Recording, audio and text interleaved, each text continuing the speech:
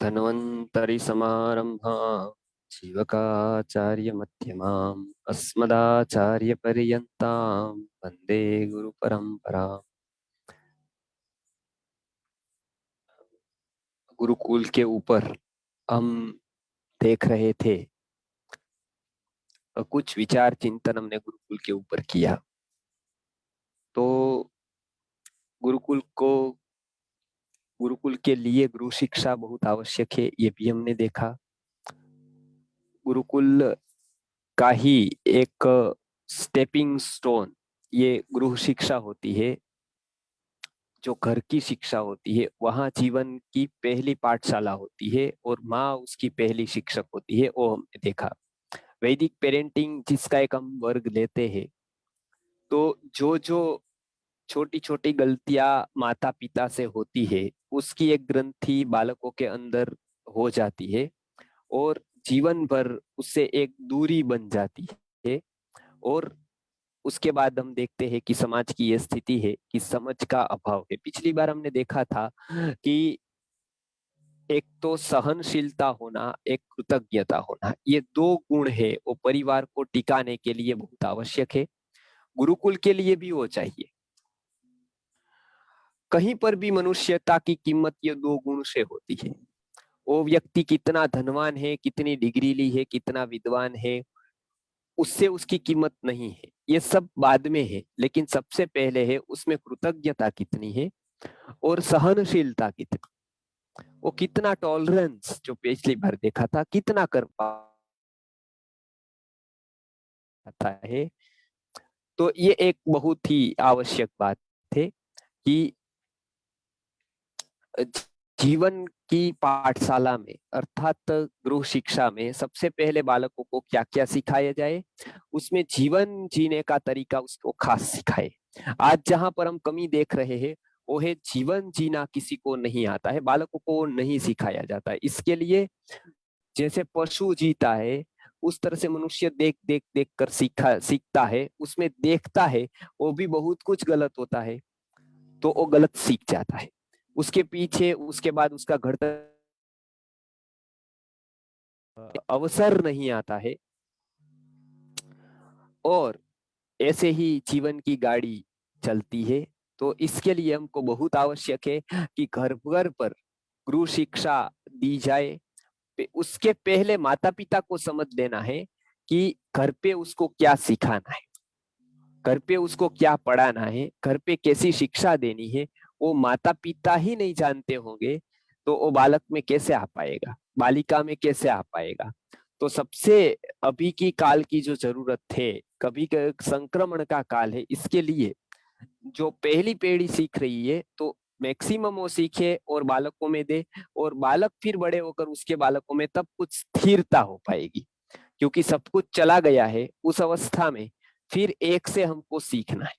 तो ज्यादातर हम देखते हैं कि गुरुकुल पे लोग इंटरव्यूज में आते हैं, बहुत लोग जुड़े भी है अभी, तो उसको गृह शिक्षा की जरूरत रहती है। उसको हम बता देते हैं कि आपके बच्चे को या बेटी को गृह शिक्षा की बहुत आवश्यकता है, तो वो घर पर ही आप पढ़ाए, गुरुकुल जैसा वातावरण दे, तो उसको गुरुकुल का वातावरण अलग नहीं लगेगा। तो कभी कभी हम क्या कहते हैं कि उसके ऊपर ध्यान नहीं देते हैं, और उसके बाद एक उम्र हो जाने के बाद बालक ढल नहीं पाता है। इसके लिए कौमारात आचरित प्राज्ञ भक्तान भागवतान ऐसा बताया है कि कुमार अवस्था से भी उसको अच्छी आदत डाले। तो क्या क्या अच्छी आदत है? तो सबसे पहले जो सर्वोत्कृष्ट गुण जीवन का है वो स्वावलंबन है। अपना काम खुद से करता व्यक्ति वो स्वावलंबी है। वेदांत में बताया गया है कि जिसको दूसरे की आवश्यकता न पड़ती हो वो मन से बहुत ही स्वस्थ व्यक्ति है। कि जिसको मनोरंजन के लिए कोई साधन नहीं चाहिए, जिसको अधीनता नहीं चाहिए, जो पराधीन नहीं है, उसको आत्मा की दृष्टि से सबसे ऊपर है। उसी तरह से जिसके काम दूसरे को नहीं करने पड़ते हैं, जो स्वयं ही अपना काम कर सकता है, ऐसे जो व्यक्ति है वो जीवन में उत्तमता को प्राप्त करते हैं। इसके लिए सबसे पहला जिसके ऊपर हमने ध्यान नहीं दिया है। और गुरुकुल पे भी ज्यादा से मतलब बहुत जो लोग आते हैं इंटरव्यू में, उसमें से बहुत लोगों को हमने देखा है कि वो उनके माता पिता ये नहीं सिखाते हैं, वो है स्वावलंबन। उसके कारण क्या होता है, देखिए, आप यहाँ भेजते, आप वहां पर उसको काम करने नहीं देते हैं, और वो आप मानते हैं कि आप उसको सुविधा दे रहे हैं कि अपनी थाली नहीं धोनी है, चलो मैं धो देती हूँ, मैं हूं ना आपके लिए, तो देगी। कपड़े आपको नहीं धोने हैं, मैं धो दूंगी, बराबर। आगे क्या होता है, उससे गुरुकुल पे आता है तो उसको खुद की खाली थाली धोनी होती है। थाली धोते वक्त रोना आ जाता है, यहाँ गुरुकुल पे हम देखते हैं। बात नहीं है, कोई संबंधी नहीं है, तो भी रोना आ जाता है उसको। क्यों रोना आता है? क्योंकि वो उसको उसी समय माँ याद आती है थाली धोते वक्त, कि घर पे था तो माँ धो देती थी, यहाँ तो कोई नहीं है मेरा, तो एक अकेलापन महसूस करता है। फिर कपड़े धोने होते हैं, वहां पर भी क्योंकि आप यदि सिखाते वहां पर हाथ से ही धोता तो उसको कुछ अलग नहीं लगता, लेकिन ये उसके शोक का कारण बन जाता है। जो एक बहुत आनंदपूर्ण घटना है कर्म की, भगवत गीता जिसको कहते हैं कि कर्म में आनंद आना चाहिए, वो आनंद पूर्ण घटना है, वो उसके लिए बहुत बड़े दुख की घटना हो जाती। और इसके लिए हमने वीआईपी किसको हो, वो वीआईपी है। जो कुछ न करता हो, मतलब जिसका काम जिसको न करना पड़ता, वो हमारे लिए वीआईपी। काम करने को दूषण मानना पतन है। तो ये आप खास याद रखें कि इसको स्वावलंबन पहले सिखाइए, पहले स्टेप है उसको अपना काम जितना जल्दी हो सके, 5 साल के ऊपर जितना जल्दी हो सके उतना अपना काम हाथ से करने की आदत डालनी, तो आलस्य नहीं आएगा जीवन में कभी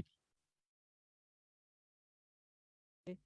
तो वो व्यक्ति बहुत कुछ बातों पर दूसरे के ऊपर निर्भर हो जाता है। तो ये एक अधीनता को त्याग दे, स्वावलंबी बने। दूसरे की अधीनता नहीं चाहिए, व्यक्ति की, अपना काम खुद से कर सके, ऐसा स्वावलंबी हो। दूसरा है साधन अधीनता, ये बहुत बड़ा दोष है। हमको भी ऐसा है, देखिए, मनोरंजन के साधन के बिना नहीं चलता है, कोई एक साधन के बिना नहीं चलता है, किसी को किसी के बिना नहीं चलता है, सीरियल के बिना किसी को नहीं चलता है। वो बनाई हुई एक अधीनता है। बच्चों को यदि ये आदत डाल दी तो गहरे में आदत बैठ जाती। कोई भी आदत बच्चे को यदि आप डालते हैं तो गहरे में बैठ जाती है, वो छूटनी बहुत कठिन होती है। टीवी की हो, वीडियो की हो, गेम की हो, कोई भी आदत वो गहरे में बैठा लेता है, क्योंकि उसका पूरा का पूरा संस्कार वो ग्रास्प कर लेता है। तो आपको लगता है कि क्या हो गया, टीवी ऊपर जाते हैं, उसके ऊपर प्रभावी होते हैं, वो बहुत ही उसके सबकॉन्शियस में इफेक्ट करते हैं, असर करते हैं। तो वो जिद्दी बनता जाएगा, क्रोधी बनता जाएगा, नम्रता बिना का बनता जाएगा, आपको पता भी नहीं चलेगा। और ऐसा वो बनता जाएगा, आपको पता भी नहीं चलेगा उसका कि इसमें क्या क्या परिवर्तन होता है। तो ये आप खास ध्यान रखें कि उसको साधन अधीन मत बनाइए। तो ये दूसरी बात है। पहली बात हमने बताया स्वावलंबन का शिक्षण दे, अपना काम हाथ से करने की आदत डाले। और दूसरी बात, साधन अधीनता नहीं होनी चाहिए। किसी भी प्रकार की आदत, वीडियो देखने की, सुनने की, वो सभी आदत डाले तो उसका विकास आप देख सकते हैं कि वो कितना अच्छा, उसकी बुद्धि है वो कितना सर्जन कर सकती है। क्योंकि हमेशा बच्चों में जो न्यूरॉन्स बनते हैं, आयुर्वेद की दृष्टि से हमेशा कल्पना से सर्जनात्मक यात्रा पर हो जाता है। हमेशा उसकी कल्पना है, उसको ये सर्जन करना चाहता है, वो सर्जनात्मकता का रूप देना चाहता है अपनी कल्पना को। इसके लिए देखो वो नौका बना रहा है। अभी कल बारिश आई थी तो सब बच्चों ने नौका बनाई थी। मैंने, कोई किसी ने बताया नहीं था, लेकिन एक बारिश आई, पानी आया, वो आया तो कागज की नौका बना दी एकदम व्यवस्थित। लोग कहते थे कि ये देखो कागज बता दिए, मैंने कहा नहीं नहीं, वो बहुत अच्छा किया आपने। क्यों? क्योंकि एक सर्जनात्मकता की आदत डाल दी। तो उसी से ये सर्जन कर पाएगा, आज कुछ परसों कुछ परसों कुछ।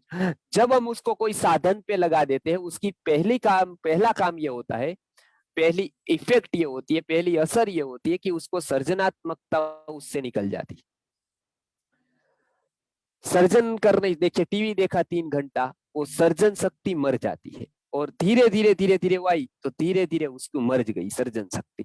इसके लिए आज बच्चे में देखिए सर्जनात्मकता नहीं है, वो स्पार्क नहीं है, उत्साह नहीं, कुछ करना नहीं है, तो जीवन आलसी बन जाता है, प्रमादी बन जाता है। और हमारे यहाँ बताया है कि आलस्यम ही मनुष्याणाम शरीरस्थो महारिपु। सबसे बड़ा दुश्मन कौन है? तो आलस्य है, वो सबसे बड़ा दुश्मन है। और बालक एक बार आलसी बन गया कि वो कोई काम का नहीं रहता है। और उसके माता पिता सबसे बड़े शत्रु है, और कोई शत्रु तो उसको शरीर से मारेगा, कदाचित मारेगा तो, लेकिन इसके माता पिता ने मन से ही मार दिया है, आलस सिखाकर। तो ये अपने घर का वातावरण आप ऐसा बनाए कि इसमें आलस न हो, प्रमाद न हो, बिल्कुल। तो ये दूसरी बात है, साधन अधीनता वहां पर नहीं चाहिए। गुरुकुल के बैठने के लिए ये बहुत आवश्यक है। आप चाहे गुरुकुल में बिठाओ या ना बिठाओ, लेकिन जो जो उसको जीवन में आपकी तरफ से देना है वो पूरा होना चाहिए आपकी तरफ से। फिर उसकी तरफ से कुछ अपेक्षा रख सकते हैं। परिवार व्यवस्था इतनी बड़ी चली, गुरुकुल व्यवस्था ने परिवार व्यवस्था को खड़ा कर दिया, एकदम समाज में जिंदा कर दिया।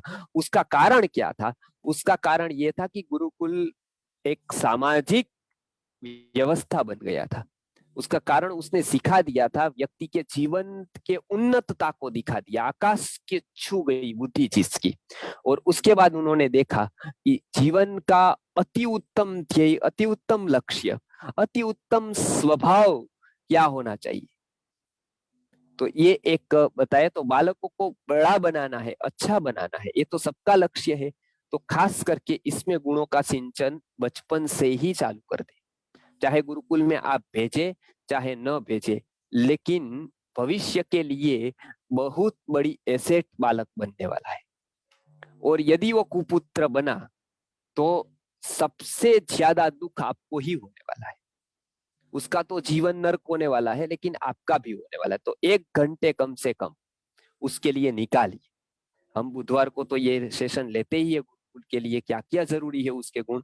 और ये मैं केवल कल्पना नहीं कर रहा, हमने बच्चों का देखा है ट्रांसफॉर्मेशन, रूपांतरित होते हुए बच्चों को देखा है कि बच्चों पर वातावरण का कैसा प्रभाव हो जाता है, वो भी हमने देखा है, कैसे बच्चा बदल जाता है। बिल्कुल, एक क्रिकेट के पीछे दीवाना व्यक्ति को ये वातावरण ऐसा मिलता है तो कैसे वो भूल सकता है।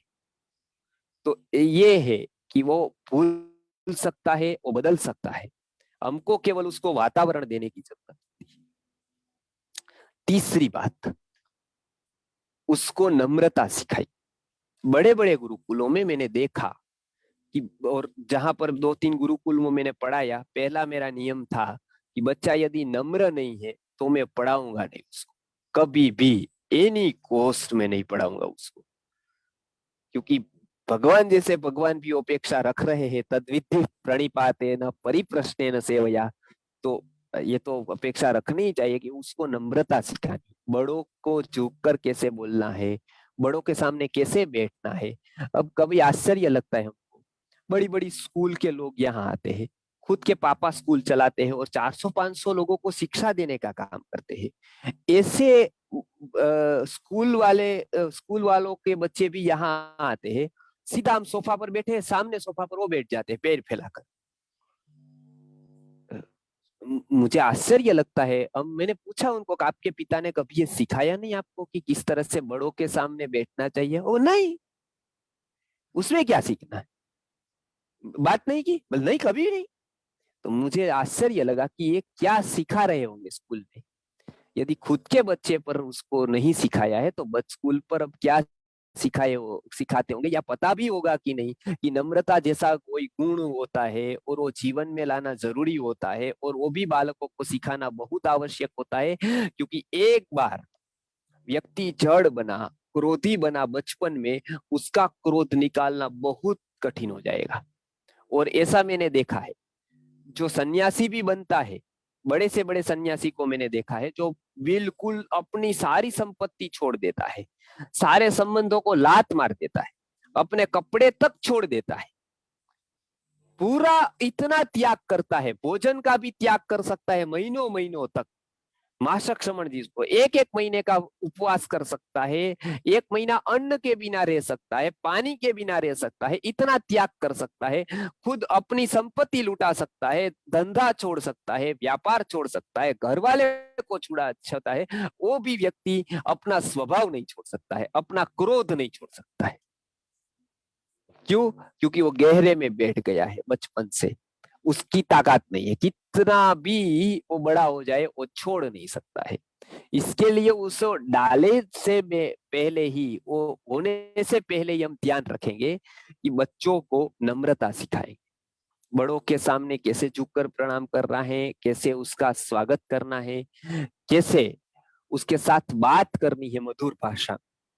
तो ये मैं कम्युनिकेशन स्किल के बारे में बोलूंगा तब ये होगा, लेकिन एक पहली नम्रता से, बड़ों के साथ उसका उचित व्यवहार होना चाहिए। पहले के राजा के लोग भी ये सिखाते थे, राजा थे, उसका एक कुंवर था राजकुमार, उसको भी ये शिक्षा दी जाती। ऐसे तो उसके सामने तो सब छोटे होते हैं, तो भी उसको ये शिक्षा दी जाती है कि उम्र से बड़ा है, कर्म से बड़ा है, कोई विद्वान व्यक्ति आए तो उसके सामने किस तरह से। और ये भारतवर्ष की तो ये बहुत बड़ी शिक्षा है जो विदेशी लोग को भी प्रभावित करती थी, इसके लिए वो यहाँ पर पढ़ने आते थे, सीखने आते थे। तो ये गुणों की बहुत जरूरत रहती है जीवन में। आज हमने वो गुण विहीन कर दिया है हमारा जीवन, बालकों के ऊपर हमारा कोई ध्यान नहीं है, इसके लिए वो भी गुण विहीन होते जाते हैं। और ये गया कि पशु और मनुष्य में बहुत कुछ फर्क नहीं रहेगा। इसके लिए जो जो लोग गुरुकुल में आना चाहते हैं, इसका सिंचन बचपन से ही आपके यहाँ हो। गुरुकुल पे तो हम सिखाते हैं, तो ये फल जो आएगा वो एक उत्तम फल आएगा, उत्तम समाज का निर्माण होगा, और आपको वो देखकर आनंद रहेगा। आपकी बेटी हो, बेटा हो, बड़ा होगा, तब आपको उसके व्यवहार से प्रसन्नता हो तो आप मानो जीवन में बहुत कुछ जीत गए हैं। आपके पास हो सकता है तो फैक्ट्री ना हो, कुछ इतना पैसा ना हो, लेकिन आपके पास एक संतोष होगा। और वो हम देखते हैं आज वृद्धाश्रम में जब जाते हैं तब उसके उसके यहाँ पर जलन, क्योंकि मनुष्य को सबसे ज्यादा जो दुखी कर सकता है ना, वो मनुष्य ही कर सकता है, पशु इतना दुखी नहीं कर सकता है। और मनुष्य में भी जो अपना होता है वही सबसे गहरा दुख पहुंचा सकता है। मैंने ऐसे ऐसे माता पिता देखे हैं, अटैक आ गया है, वो किसी ने गाली दी और अटैक आया हो, ऐसा आज तक लगभग नहीं बना है किसी के जीवन में। लेकिन अपनी बहू ने कुछ शब्द कह दिए, गाली दी, अपमान कर दिया और अटैक आ गया हो, ऐसे मैंने कई सौ केसेस देखे। तो वो आप जब उम्र बढ़ेगी तब आपको वो पता चलेगा कि संस्कार का क्या मूल्य होता है, उसका उसकी क्या वैल्यू होती है, वो तब रियलाइज होगा। तो इसके लिए हम पहले से बताते हैं, गुरुजी ने जो ये बड़ा मिशन दिया है समाज को संस्कृत करने का, जो गुरुकुल का कार्य है, समाज में संस्कृति का उत्थान करने का, वो गुरुकुल का प्रमुख कार्य है, प्रमुख दायित्व है। तो उसमें सबसे पहली शुरुआत वैदिक पेरेंटिंग से, गृह शिक्षा से है। गृह शिक्षा अर्थात प्रथम ही माता प्रथमो गुरु, माता ही प्रथम गुरु है। तो माता को तो ये मैं चाहता हूं कि ये सभी हिंदुस्तान की माता ये शिक्षण ले, क्योंकि ये शिक्षण आज बिल्कुल घर से चला गया है। इसके लिए ये घर नरक बन गया है, हमारा जीवन नरक जैसा बन गया। हमारे जीवन में भाव नहीं है, कोई उमंग नहीं है, उत्साह नहीं है, कहीं प्रेम नहीं है। तो इसके लिए बच्चों को ये खास सिखाए, नम्रता का गुण जीवन में लाना ये बहुत आवश्यक है। बच्चा चाहे और पढ़ाई करे न करे, ये सब आ जाएगा तो आप मानिए कि वो बहुत कुछ कर सकता है। अपने जीवन में आप जितना कल्पना नहीं कर सकते हैं उतना वो कर सकता है। लेकिन शुरू जरूरत है कि उसकी शक्ति को पहचानना और उसकी शक्ति को एक उच्च लक्ष्य की तरफ प्रवाहित करना, उसके लिए सारे गुणों की आवश्यकता रहती है। तो मैंने 3 बातें आज बताई। सबसे पहला मैंने बताया कि वो स्वावलंबी होना चाहिए। पहला कि उसका काम खुद से करने की आदत डालेंगे, उसके जीवन में आलस्य नहीं रहे। ये आलस को निकालने का ये सबसे अच्छा तरीका है, ये अपना काम खुद करने की आदत डालना। दूसरा, साधन अधीनता नहीं रहेगी, प्रमाद नहीं रहेगा। कोई भी प्रकार की साधन की अधीनता, टीवी है, वीडियो है, मनोरंजन के साधन है, वो नहीं रहना चाहिए। गुरुजी ने इसके ऊपर बहुत बड़ा विचार किया है कि क्या साधन अधीनता से होता है। तीसरी बात यह सिखाई कि उसमें नम्रता का, कि वो बहुत आवश्यक है कि वो नम्र बने।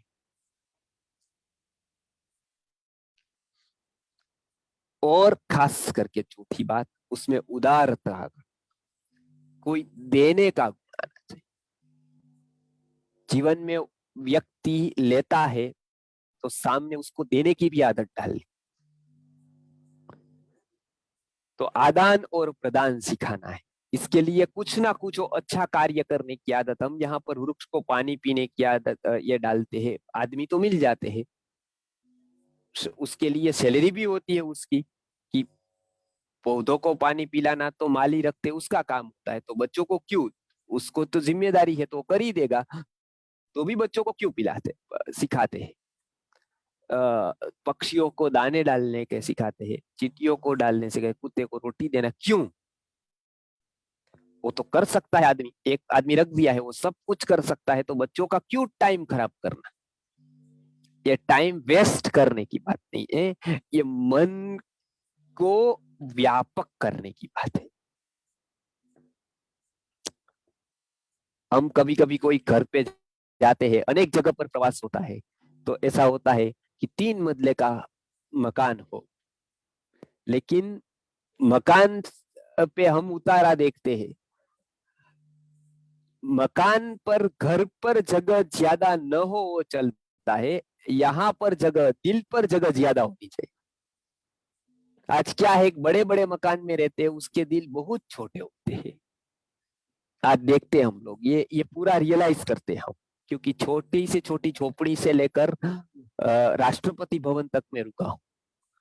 तो ये पूरी की पूरी यात्रा की है, छोटे से छोटे आदिवासी गांव में भी रुका हूं मैं, और राष्ट्रपति भवन में भी मैं रुका हूं, और दोनों को मैंने कंपेयर किया है, और दोनों में मैंने देखा है, बीच वाले सभी में, कि खास करके बच्चों को जो बड़ा दिल रखने का होता है, एक व्यापक दृष्टि रखने की होती है, एक देने की आदत होती है, एक दूसरे की केयर लेने की जो आदत होती है, वो कहीं पर भी मैंने देखी।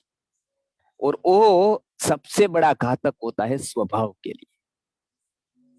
इसके लिए बच्चे को संकुचित न बनाए, उसको व्यापक बनाए, उसको देने की आदत डाले। इसके लिए वो धीरे धीरे धीरे धीरे वो सीखता जाएगा देने का, और वही वो जीवन में घटित होगा। तो धीरे धीरे न समझते हुए उसका मन व्यापक बनता जाएगा। मन के ऊपर ऋषि मुनियों ने हजारों साल प्रयोग करके एक व्यक्ति निर्माण का कार्य किया भारत भर में, और भारत का ये जो कार्य है वो पूरे विश्व में जा गया, कि आदर्श से आदर्श मनुष्य निर्माण, जो मनुष्यता का निर्माण जो भारत ने किया, वो कहीं पर नहीं हो सका, कोई तत्वज्ञान में नहीं हो सका, कोई फिलोसोफर नहीं कर पाया। तो ऋषि मुनियों की अप्लाइड फिलोसॉफी, उसको जीवंत तत्व ज्ञान कहते हैं, जीता हुआ तत्व ज्ञान। इसके लिए ये बहुत आवश्यक है। ऐसी क्लू देकर हमारे तो गुरुवर्य ने बहुत सारे युवाओं को जीवन बदल दिया, उसके स्वभाव तक चेंज हो गया, वो कैसा एक आदमी था और कैसा बन गया दूसरा। तो ऐसे बहुत सारे लोग हमने देखे हैं। इसके लिए हम बताते हैं, ये वैदिक पेरेंटिंग का जो वर्ग है, उसके गुरुकुल की तैयारी तो है ही, लेकिन जीवन में उसको आपने कुछ दिया। माता पिता का कर्तव्य तब निभाया कहा जाएगा जब 5 साल तक, 7 साल तक बच्चा जब तक आपके पास हो, आप ये सभी ध्यान रखें। तो ये वैदिक पेरेंटिंग ये बहुत आवश्यक बच्चों के लिए होता है, और गुरुकुल की ये जिम्मेदारी होती है कि वो सिखाए, घर पे ऐसा वातावरण निर्माण करे, आप लोग, हम लोग सब मिलकर, माता पिता वगैरह, और बालकों को दे। तो कम से कम बालक जो गलत सीख रहा है वो तो अटक ही जाएगा। जो टीवी से, वीडियो से वो हम देख रहे हैं कि कितना उसमें मानसिक स्तर का जो शिक्षण होता है वो कितना प्रभावशाली होता है, और अभी जो गलत सीख रहा है उसका भी कितना गहरा प्रभाव होता है। तो कम से कम थोड़ी बातें आज सीख कर उसके जीवन को दृढ़ करने का, उसके जीवन को बदलने का प्रयत्न करें अपने बच्चों को। बार बार हम इंटरव्यू यहाँ पर लेते हैं, जो बच्चा गुरुकुल के लिए तैयारी करके आता है उसमें हम सब ये महसूस करते हैं कि कहीं ना कहीं उसमें ये बातों की कमी रह गई। तो ये कमी घर पर पूरी हो सकती है अच्छी तरह से, क्योंकि माँ ही यदि वो सिखाएगी स्वावलंबन, उसका अनुशासन करेगा पिता, उसको सिखाएंगे, तो कोई बच्चा नहीं है जो सीखना न चाहता। लोग बहुत बताते हैं कि इसको प्रगति नहीं हो रही है, आगे नहीं बढ़ रहा है, तो हम माता पिता को एक ही कहते हैं कि आप उसके कंधे से उतर जाओ। उसको तो आगे बहुत बढ़ना है, लेकिन आप उसके कंधे पर बैठे, आप उसको चला रहे हो कि ओ मत कर, ओ मत करो, ओ करो। उसका काम खुद करने दो, उसको थोड़ा घड़तर करने दो, उसको थोड़ा अपना जीवन विकास करने का चांस दो, उसको खुला आकाश दो। क्योंकि अभी गुरुजी बार बार बताते हैं, ये कहकर मैं पूरा करूंगा, बाद में हम प्रश्नोत्तरी लेंगे, कि पंछी को भी इतनी बुद्धि है कि आकाश में न तो कहीं किसी बात की निश्चितता है। अब देखो आकाश में क्या निश्चित है? रोटी निश्चित है? नहीं है। बनी बनाई पूड़ी कोई देता है? नहीं देता है। उसको नमकीन कोई देता है? नमकीन नहीं देता है। मिर्ची देता है? मिर्ची नहीं देता है। ये सब कुछ मिलता नहीं है आकाश में। तो पिंजरा का पोपट, तोता, पिंजरे वाला जो तोता होता है वो अपने बच्चों के लिए क्या चाहता है? पिंजरा चाहता है जिसमें ये सब कुछ मिलता है। पिंजड़े में सब कुछ मिलता है, नमकीन मिलती है, मिर्ची मिलती है, सब कुछ है। तोता क्या चाहता है अपने बच्चे के लिए? तोता चाहता है कि मेरा बच्चा पिंजड़े में न रहे। पिंजड़े में सब कुछ है, आकाश पर कोई निश्चित नहीं। तो तोता का बच्चा तोता अपने बच्चे को पिंजड़ा न देकर खुला आकाश देता है, और मनुष्य इतना संकुचित हो गया है, इतना गिर गया है कि वो आकाश छोड़कर पिंजड़ा दे देता है। वो कंफर्ट बना देता है कि ये सब कुछ मिल जाए, मिर्चा मिल जाए, इसको नमकीन मिल जाए। तोता इतना बुद्धिशाली है कि वो सब कुछ जानता है कि ये सब कुछ मिलने के बावजूद भी आकाश का दाव लग गया है यहाँ पर। उसके आंख में तो आकाश है, लेकिन पांखों में नहीं। पांख वहां ना नहीं जा सकती, पंख नहीं उड़ सकते वहां पर। आंख देख सकती है आकाश को, बस इतना ही दर्शन मात्र है। तो ये गुरु जी बार बार बताते थे कि बच्चों को पिंजड़ा न दो, पिंजड़े से छुड़ाओ, उसको व्यापक आकाश। उसके बाद हजारों संभावनाएं हैं, हजारों उसके ऊपर संभावना है, उसके पास अनंत शक्ति है। तो उसका वो उपयोग कर सके, ऐसा उसका स्वभाव बनाओ, ऐसा वातावरण उसको दो। तो यही आप घर पे ऐसा वातावरण निर्माण करना है हम सबको, ताकि हमारी अगली पीढ़ी सक्षम बने, अगली पीढ़ी स्वावलंबी बने, अगली पीढ़ी आत्मविश्वास पूर्ण बने। तो एक जीवन में उत्साह, उमंग और सच्चा अध्यात्म हमारे जीवन में उतर जाए। सच्चा अध्यात्म वो नहीं है कि बालक माता पिता को छोड़कर भजन गाने चले जाए या फिर कहीं मठ मंदिर में चले जाए। ये सच्चा अध्यात्म। सच्चा अध्यात्म ये है कि अपना जीवन में वो उत्साह भरे। और ऐसा आज करते हैं, उसकी भी मैं दुख की बात बताता हूँ कि वो जहां जा रहे अध्यात्म के नाम पर, वहां पर भी उसको जीवन का शिक्षण नहीं मिलता है, क्योंकि वहां पर जो बता रहा है उसको भी कुछ शिक्षा पता नहीं होती है। इसके लिए हम बताते हैं कि युवा बच्चों को यदि कुछ देना है तो ये सबसे बड़ी एसेट है उसके जीवन की। वो देने का समय बचपन ही है, बाद में वो नहीं दे सकता है। कोई भी राजा महाराजा भी नहीं दे पाए हैं, नहीं दे सकते हैं। तो इस तरह से आप तैयारी करवाइए। उसके बाद गुरुकुल पे लाए, गुरुकुल पे योग्य लगा, उसकी आपकी तैयारी रही तो हम उसको लेंगे, नहीं तो तैयारी करने के लिए आपको बताएंगे। तो ये एक व्यवस्था को खड़ी करनी है पूरी, ये गुणों का सिंचन करना है बालकों में। इसके लिए मैंने इतना बताया। गुरुकुल के विषय में किसी को प्रश्न है तो भी वो कर सकते हैं जी।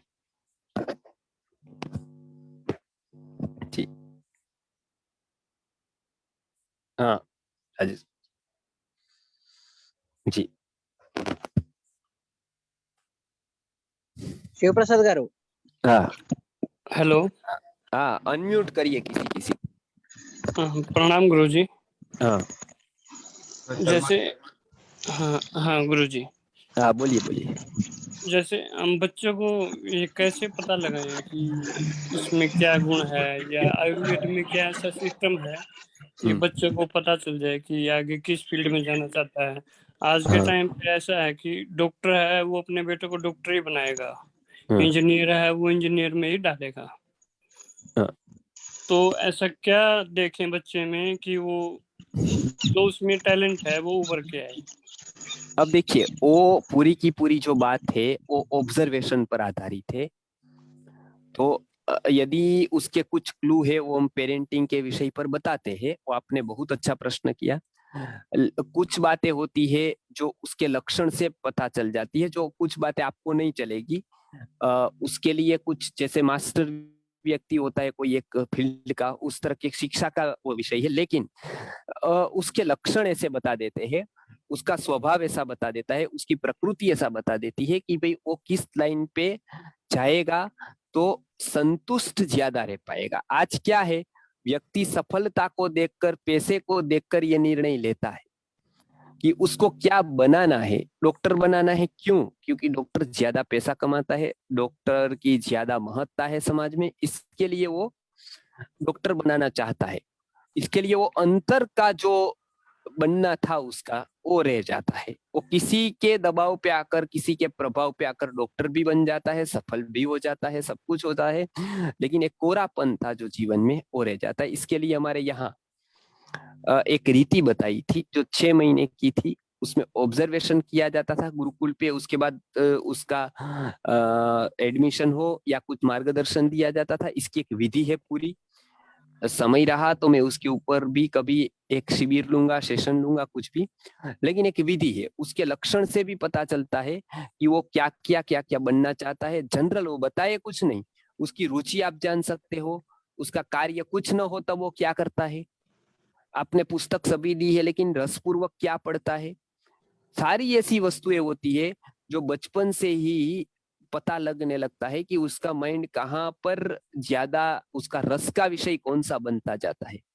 तो ऐसे आप उसको लगा सकते हो पता। नहीं है तो फिर उसको बड़ा हो जाए, थोड़ा बड़ा, तो उससे पूछ सकते हो कि भाई क्या बनना है, उसको महत्व समझे। एक तो ये होता है कि उसके पास कुछ यदि लक्ष्य न हो, इच्छा न हो, ऐसा ही नहीं है कि सब बालकों को ऐसा होता ही है, पता ही नहीं होता है किसी को क्या, तो आप उसको अच्छे से अच्छी लाइन पर रस जगा सकते हो।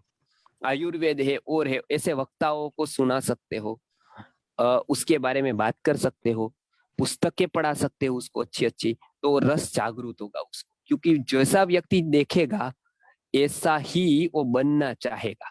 तो स्टेटस किसका है? डॉक्टर का है। यदि आपको उसको अच्छा बनाना है, मतलब वैद्य, तो उसकी बातें करनी है, उसका रस निर्माण करना है। तत्वज्ञानी व्यक्ति बनाना है तो उसका रस निर्माण करना है। ऐसा बहुत कुछ तो हमारे भी हाथ में होता है कि उसको रस जागृति हो तो स्वयं अंतर से वो प्रेरणा आती है बनने की, क्योंकि हर एक व्यक्ति जीवंत है।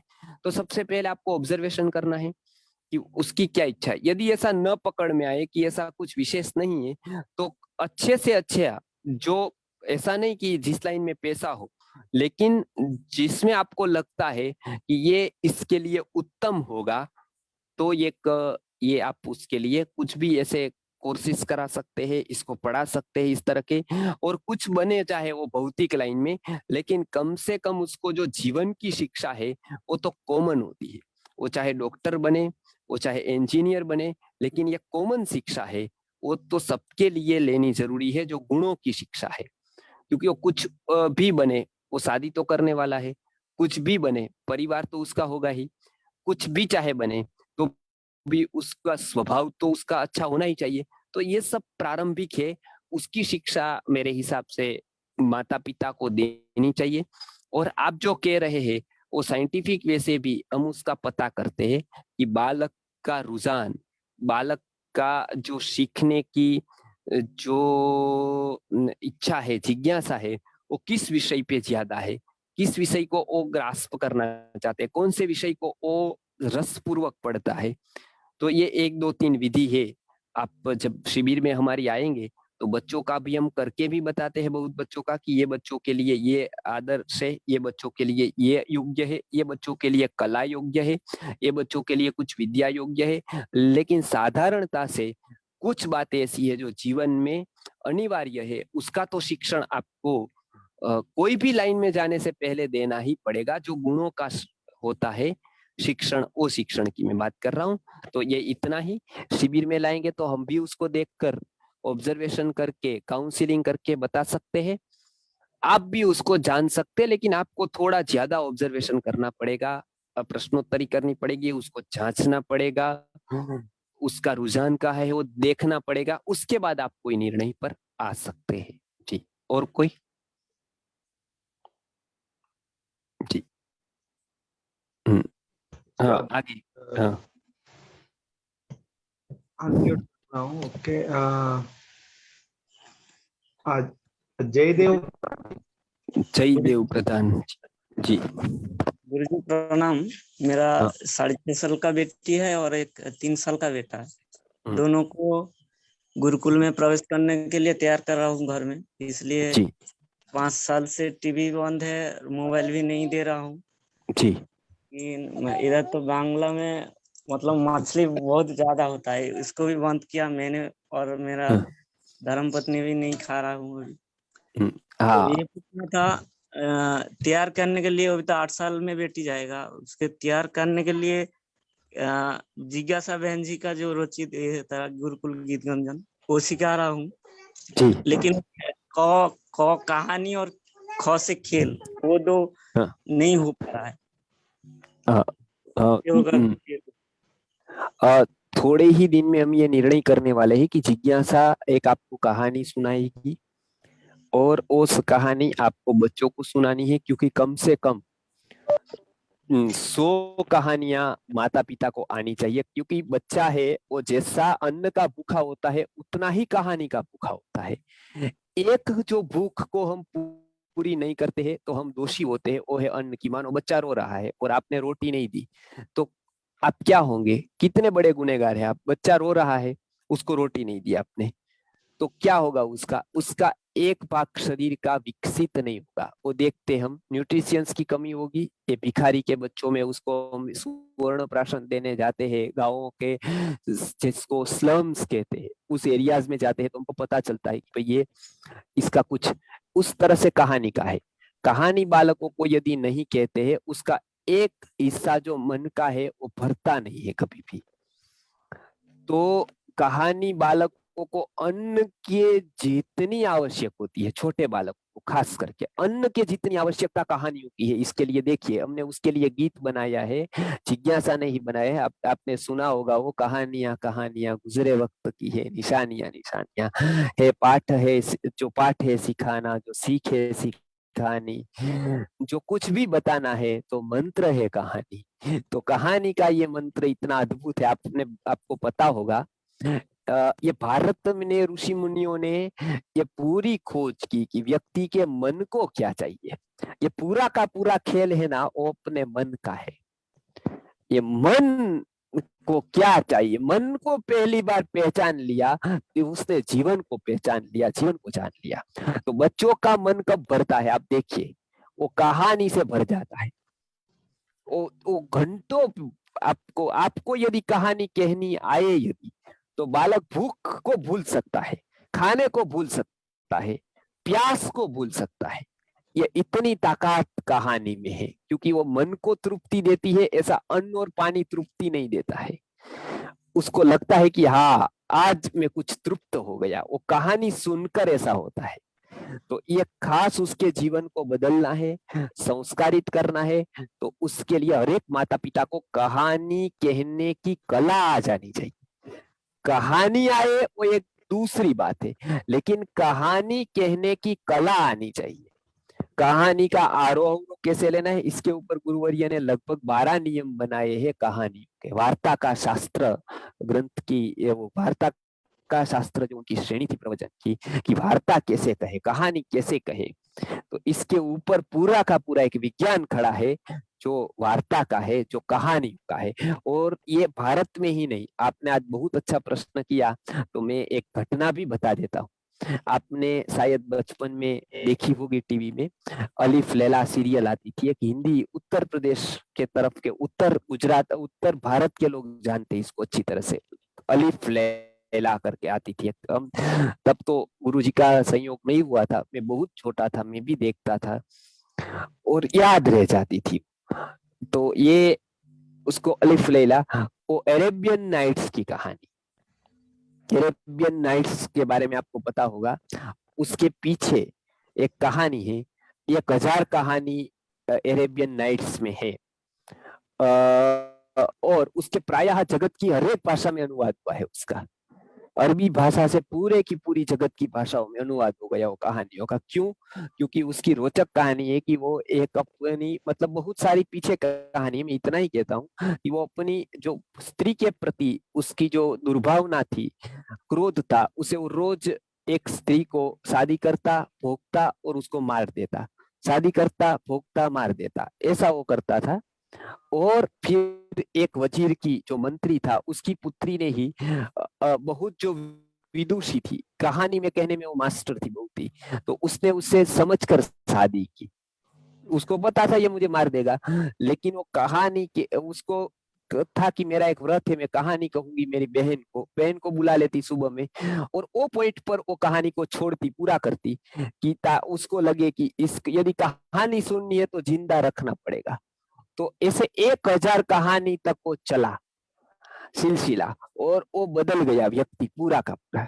तो ये समझाते हैं हमको ऐसे इतिहास है जगत का कि कहानी बच्चों पर बहुत असर करती है। आप कम से कम 100 कहानी पढ़ लीजिए। कहने की कला में जिज्ञासा को कहूंगा, वो ऑनलाइन वीडियो में सिखा देगी आपको किस तरह से उसको कहानी को कहना है। तो बच्चों के लिए बहुत उत्तम तैयारी होगी गुरुकुल के लिए, यदि वो 100 जितनी कहानी अच्छी तरह से सुनकर आता है। जी पानिग्राही जी। हाँ मेहुल जी प्रणाम। हाँ मेहुल जी छोटा सा सवाल था, वो है कि जो छोटे बच्चे मतलब 6 महीना, 7 महीना, 1 साल, जब तक वो बात नहीं कर पाते, जब तक वो कुछ बोल नहीं पाते, तब तक उनको कैसे, क्या सिखाया जाए, इसमें एक सवाल था। और दूसरा ये था, या तो हाँ दूसरा था कि बच्चा जब बोलना शुरू करता है तो अपने मातृभाषा में ही शुरू करता है, जो उसके घर में चलता है, सुन के वो करता है। उसी वक्त तक, उसी समय तक कैसे हम उनको 2-3 भाषा सिखा पाए, तब जाके वो बचपन से ही 2-3 भाषा, 4 भाषा सीख पाए, उसमें थोड़ा जानना था। अब देखिए, ये तो आप जितनी भाषा बोलेंगे उतनी भाषा वो सीखेगा। 3-4 भाषा सिखाने की बजाय जो सिखाए वो शुद्ध सिखाए, वो बहुत आवश्यक रहता है। 3-4 भाषा में तो ठीक है, वो सीखे तो ठीक है, नहीं सीखे तो भी कोई उसका बहुत बड़ा महत्व नहीं है, वो आधुनिकों ने कर दिया है। लेकिन वो व्यवहार पे उसको हम कहते हैं कि केवल उसको भाषा आ गई, बहुत बड़ी कला होती है भाषा सीखने की। हमको लगता है कि वो 4 भाषा जानता है, बराबर। हम मद्रास में गए थे, चेन्नई में मैं गया, 2-3 महीना रहा वहां पर। मेरे वहां पर थोड़ा गुरुजी का कार्य था पुस्तक का, तो मैं गया था।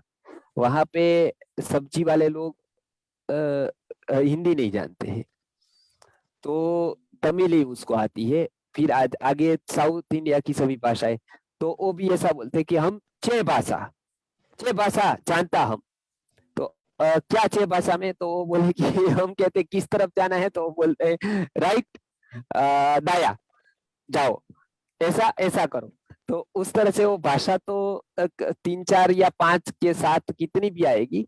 लेकिन आप ये स्थूल भाषा के बात करें तो एक होता है वो भाषा नम्रता से आए, उसकी वाणी में मधुरता है, वो बोलना सीखे, वो बहुत महत्व का होता है, बजाय कि वो ज्यादा लैंग्वेजेस सीखे। लैंग्वेजेस नहीं सीखेंगे तो चलेगा 3-4, एक काफी है, दो काफी है क्या, और बाद में वो सीख लेगा। यदि बाकी है तो कभी भी भाषा सीखी जा सकती है। इसके लिए वो भी एक निकला है पागलपन की 3-4 भाषा को सिखा दे तो उसमें कंफ्यूजन उसको होती है। एक तो बचपन में अलग अलग भाषाओं को जब एक साथ सीखता है तो, दूसरा हमारे यहाँ भाषा सीखना का जो तात्पर्य है, अर्थ है, वो अलग है। भाषा सीखना अर्थात कैसे बोलना है वो सीखना। आप हिंदी सीख गए इतने मात्र से आप भाषा नहीं सीख गए। हाँ, वो आप केवल बोली सीखे है, वो तो पशु भी बोलता है, अपनी भाषा में बोलता है, ऐसे वो अपनी भाषा। भाषा सीखना एक वस्तु होती है कि जीवन का व्यवहार सीखना, कैसे बोलना है वो सीखना, मधुर बोलना है वो सीखना, वो प्रेम से सिखाना है। तो मेरा हमेशा ये कहना होता है, जो लोग 3-4 भाषाएं सिखाने की आपने अभी बात की, बहुत पहले भी ये प्रश्न है आए थे, तो हम कहते हैं कि उसको क्या नहीं बोलना है, क्या बोलना है, वो पहले सिखा दीजिए। उसके बाद चाहे 25 भाषा सीखे, कोई तकलीफ नहीं, लेकिन सबसे पहले प्रायोरिटी में उसको ये जो है वो फंडामेंटल आ जाना चाहिए, वो ये भाषा का है कि बोलना कैसे है। तो इस तरह से आप उसको अभ्यास। और दूसरी बात, आप वातावरण घर का कितनी भाषा में बना सकते हैं, 1 में, 2 में, 3 में, तो उतनी उसको आसानी से आ जाएगी। तो ये आप बनाइए घर का वातावरण, क्योंकि वो देख देख कर सीखता है। इसके लिए जैसा ज्यादा आप व्यवहार करेंगे जिस भाषा में, वो व्यवहार, वृत्त व्यवहार से वो सीख जाएगा कि इसने क्या किया, इसने क्या बताया, तो वो आसान है। उस तरह से आप सिखाइए। भाषा से भी सबसे ज्यादा महत्व संस्कार का है। इसके लिए संस्कारी वातावरण रहे, ये आप खास ध्यान रखें। ये बहुत महत्व का है।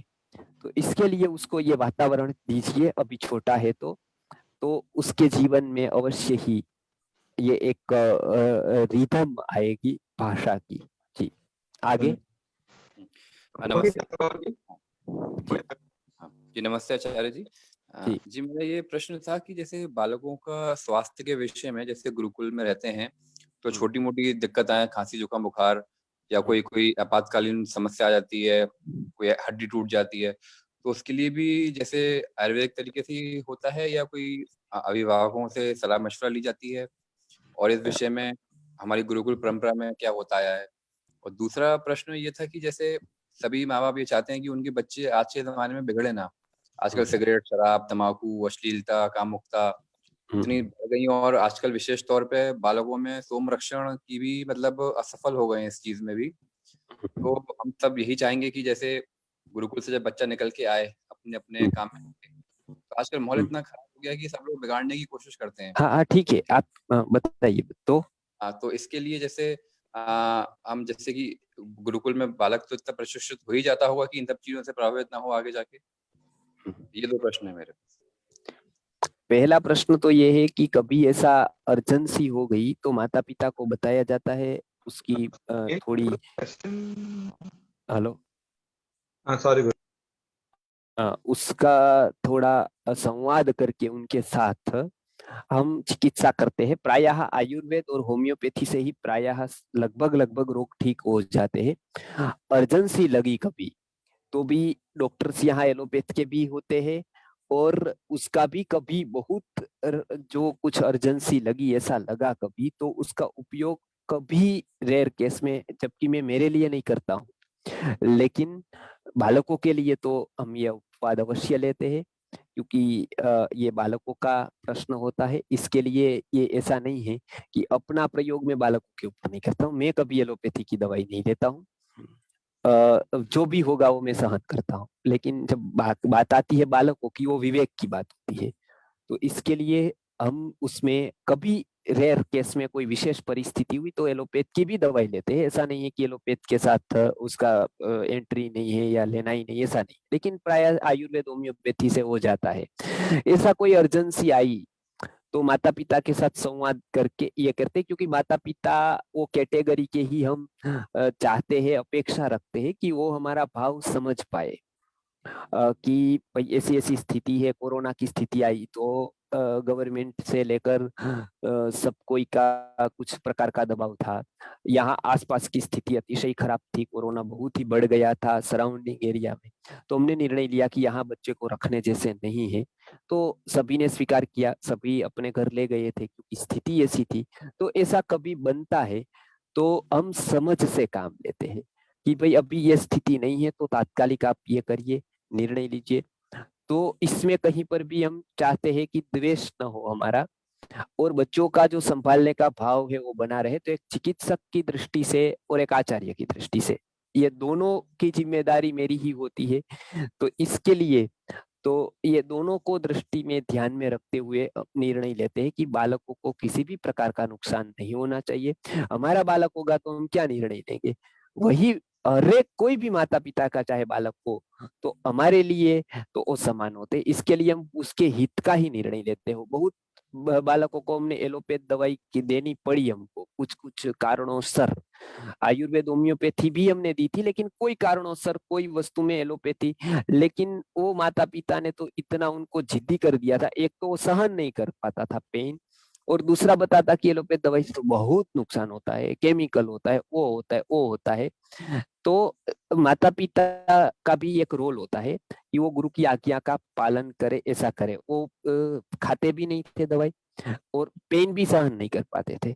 तो ऐसा कभी ऐसी घटनाएं होती है तो हम अंतिम निर्णय पर ये कुछ करते हैं तो उसको ये स्वीकार करते हैं। तो ये बालकों को अपना ही बालक है ऐसा समझकर ही हम उसके ऊपर डिसीजन लेते हैं। तो पहला प्रश्न ये रहा। दूसरा, व्यक्ति पर कितना गहरा संस्कार गया है उसके ऊपर आधार रखते हैं कि वो जगत में जाकर जगत उससे बदलेगा या जगत उसको बदल देगा। सिंपल उदाहरण है, आग छोटी होगी तो पवन ज्यादा होगा, वायु, तो उसको बुझा देगा। लेकिन आग यदि लग गई होगी बराबर की तो उसको कितना प्रतिकूल वायु आए तो आग को बढ़ाने का काम करेगा कि आग को बुझाने का काम करेगा। आग वही वायु जो उसको बुझाता था वही वायु उसको प्रबल करने का काम कर देगा, क्योंकि इसके पास ताकत है आग के पास। आग यदि बड़ी हो गई तो वायु उसको और बड़ा कर देगा। वायु जितना आएगा आग बढ़ती जाएगी। छोटी आग हुई उसको बुझा देगा। उसी तरह से है संस्कार, यदि ऊपर ऊपर का है समाज में गया बिल्कुल निकल जाएगा।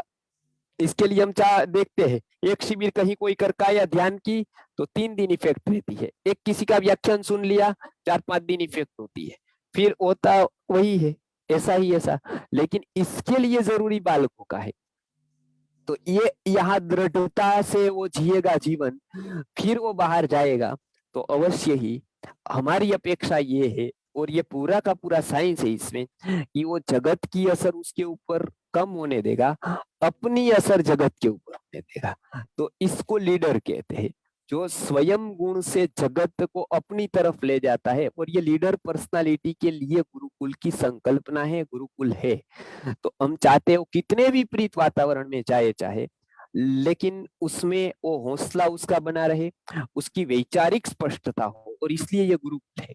संस्कृत आर्य गुरुकुल की एक विशेषता मैं बताऊं गुरु जी की, तो बाकी के सब गुरुकुल अपने अपनी तरह से काम कर रहे हैं, जुड़कर भी हम काम करेंगे। और इसलिए कह रहे हैं कि संस्कृत आर्य गुरुकुलम के पास जो विजन है 50 साल का, 100 साल का, और एक स्पष्टता है कि ऐसा ही करेंगे, ऐसा ही होना चाहिए, वो एक स्पष्टता है। वो प्रयोग करके नहीं जानना है। आज कुछ किया और प्रयोग किया और उसमें सफल हुए असफल हुए, ऐसा कभी नहीं करते हम लोग। इसके लिए गुरुकुल पे 5 की संख्या तो भी चलता था, 20 की हुई तो भी चलेगा। आज 500 फॉर्म आ जाते हैं। अभी वो दिन नजदीक ही है कि यहाँ 500 हो जाएंगे। अभी 300 फॉर्म तो भी आ गए हैं मान। तो 300 फॉर्म से 500 फॉर्म से लेकर 1000, 2000, 5000 भी आ जाएंगे, इसमें कहीं नियम का बदलाव नहीं होगा। ये स्पष्टता हमारी है जो पहले से फिक्स है। कोई नहीं था तब भी यही थे, और एक दिन ऐसा होगा कि बड़ी यूनिवर्सिटी जैसा बन जाएगा, हजारों बच्चे तैयार हो जाएंगे पढ़ने के लिए, तो भी हमारा क्लियर यही विजन, यही दृष्टि होगी। तो ये आप एक ध्यान रखें कि एकदम वैचारिक स्पष्टता है। बालकों का किसी भी प्रकार का नुकसान न हो। यहाँ पर माता पिता की ये शिक्षण की गंभीरता समझे। ये अनाथ आश्रम नहीं है, ये कोई सुधार गृह नहीं है, इस पे बालकों के संस्कार को सिंचन किया जाता है। ये बड़ी शिक्षा व्यवस्था को आप समझे माता पिता, और वो गौरव के साथ ही यहाँ डाले। तो हिचकिचाहट हो तब आप 50 प्रश्न हम पर कर सकते हैं, हम आपको योग्य प्रत्युत्तर देने का प्रयत्न करेंगे, क्योंकि आप भी कुछ लगा रहे हैं अपना, तो आप भी सोचेंगे। और आप ऐसा चाहते हैं कि केवल आप ही लगा रहे हैं, तो भी वो गलत है, क्योंकि हमने बहुत लगाया भी है और लगा भी रहे। तो ये दोनों है। तो इसके लिए हमने ने जो अनुभव किया है वर्षों गुरुकुल शिक्षा पे रहकर, तो मेरे लिए ये थियरी नहीं, मेरे लिए पूरा प्रैक्टिकल है। मैं पूरा जिया हूँ गुरुकुल शिक्षा में, मैं बच्चा भी था तब गुरुकुल पे पढ़ता था, इसके लिए मुझे पता होता है कि गुरुकुल के बच्चे के माता पिता की क्या अपेक्षा होती है, क्योंकि मेरे माता पिता को भी मैंने देखा है उस टाइम। तो इसके लिए वो मैं सब समझता हूँ। तो ये हम बच्चों का ज्यादा से ज्यादा हित हो ऐसा हर समय प्रयत्नशील रहते हैं आत्मसाक्षी के। जी, और कोई? जी कल्पना पाटिल जी। जी पटेल जी। जी नमस्ते गुरु जी। जी गुरु जी, ये मेरी बच्ची जैसे 9 साल की है और जी लड़की है, तो अगर उससे ये 7 साल तो आप जो भी पढ़ाओगे, उसके बाद आगे जैसे अगर आयुर्वेद में एक एक्सपर्ट नॉलेज रहे या कुछ, तो उसके आगे क्या करा सकते हैं? जैसे ये हमारे जो ग्रंथ है, वेद है, ऋग्वेद है, मतलब उसमें तो काफी में सब इंजीनियर्स बना देते थे, जैसे जो पहले के गुरुकुल में, या इतनी नॉलेज मिल जाती थी बच्चों को। तो इसके आगे जैसे आपके 7 साल के बाद आगे क्या, मतलब बच्चों को कैसे, कोई ऐसी कोई है व्यवस्था जिसमें आगे का किसी रूट से, जो हमारे वेदों के रूट से ही, वैसा कुछ है पॉसिबिलिटी? देखिए उसमें कला और दूसरे जो उसकी अलग अलग विद्या शाखाएं होती है, उसमें तो उसकी एक्सपर्टाइज हो जाती है। अब उसके बाद उसको पहले के काल पे आसान था, क्योंकि आचार्य ही सब कुछ था, वही यूनिवर्सिटी थी, वही प्रमाण पत्र दे देता था और उसका प्रमाण पत्र अंतिम माना जाता था। आज तो ये है नहीं। आज गुरु आचार्य ने कह दिया तो कोई प्रधानमंत्री तो मानने वाले हैं नहीं कि ये डॉक्टर है, ऐसा समझ गए ना आप? या तो कोई भी व्यवस्था। तो आज सबसे बड़ी चुनौती आती है कि इसको यहाँ पर पढ़ा दिया, बाद में NIOS बोर्ड करके एक बोर्ड है जो ओपन स्कूलिंग का है, वहां पर हम कहते हैं कि वहां पर एग्जाम देखकर वो आगे अपना भविष्य, मतलब भविष्य अर्थात अपना कुछ भी डिग्री वगैरह लेना है तो भी वो वहां से ले सकते हैं, और वो आसानी से ले सकते हैं। आप समझ गए ना? ये एक बात हुई। 12th की डिग्री हो गई, लेकिन जो हमारे जो ग्रंथ, मतलब जो वेदों में है, जो पाषाण, मतलब मैं भी अभी स्टडी कर रही हूँ, 1 साल से ये सब मैं, तो बस वो इंजीनियरिंग की जो वेदों के अनुसार, क्योंकि ये जो यहाँ इंजीनियरिंग के 5-6 साल में भी वो नहीं सिखा पाएंगे जो गुरुकुल में शायद वो रूट में अच्छे समझिए, मैं समझ गया आपका प्रश्न, में समझ गया। तो एक तो ये व्यवस्था आप समझते हैं किस तरह से आगे जाना, उसमें बिल्कुल कठिनाई नहीं है, वो अनुभव मैंने किया है, पहली बात बराबर है। इसके लिए वो आसान है, केवल थोड़ा उसमें हमको दिमाग लगाए माता पिता और थोड़ा ही मेहनत करे, थोड़ा हमको मदद करे तो वो आसान है 7 साल पढ़ने के बाद। समझ गए आप? तो और माता पिता ये सब समझते हैं, इसके लिए उसको कोई इसमें आनी नहीं। दूसरी बात जो आपने बताई वो बहुत महत्वपूर्ण है कि गुरुकुल पे अलग अलग विषय सिखाए जाते थे, उसमें अलग अलग कलाएं थी, उसमें एक इंजीनियरिंग था, जैसे धातु विज्ञान जैसे हो गया, जैसे अलग अलग प्रकार की कलाओं में वस्त्र विज्ञान हो गया, इस तरह से अनेक प्रकार के विज्ञान कलाएं वगैरह सिखाया जाता था, उसकी आप बात कर रहे थे। और इसके सामने तो ये जो मॉडर्न सिखा रहे हैं वो ज्यादा साल है और ये कुछ नहीं है, ये आप बता रहे, दोनों का मैं बता रहा हूँ। तो अभी की गुरुकुल की, अब हमारा जो गुरुकुल है वो मुख्यतः से तत्व ज्ञान, आयुर्वेद, पंचगव्य, भगवत गीता, उपनिषद, ये सब के ऊपर कार्यरत है अभी। जैसे जैसे हमको वानप्रस्थी एक्सपर्ट मिलते जाते हैं, उतने उतने विषय को हम ऐड करते जाते हैं। तो संस्कृति आर्य गुरुकुलम का ये विचार है ही, कि एक अलग से एक इंजीनियर की शाखा, क्योंकि पूरा हमारे पास उसका कोर्स बना हुआ है, न्याय दर्शन उसके लिए चाहिए, वो भी है हमारे पास। तो और मशीनरीज के राजकोट जहाँ पर हम है, वहां पर उसका बहुत ही बड़ा स्थान है राजकोट इंजीनियरिंग का।